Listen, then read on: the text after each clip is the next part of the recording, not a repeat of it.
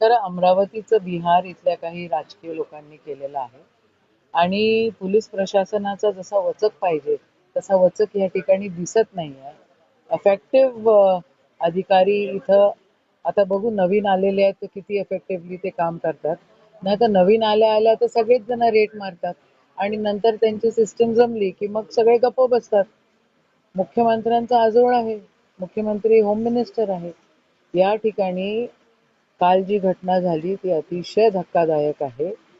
कधीतरीचे त्यांचे व्यवहार, कधीतरीचा गोंधळ आणि इथं जर संध्याकाळच्या वेळेला एवढे लोक जर येऊन गाड्या घोड्या फोडफाड करत असतील आणि त्यांना जर पोलिसांची काहीच भीती वाटत नसेल तर मग खरोखरच आश्चर्य आहे आणि धक्काही आहे.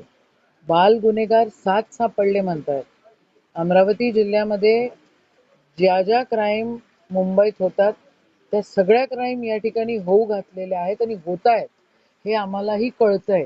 आम्ही वारंवार त्या ठिकाणी विनंती करतो. 7 गुन्हेगार बाल गुन्हेगार होते आणि 150च्या वर जर तुम्ही आकडे बघितले तर बाल गुन्हेगारांचे 150 म्हणजे यांना कोण ऑपरेट करत आहे हा विचार करण्याचा दृष्टिकोन आहे.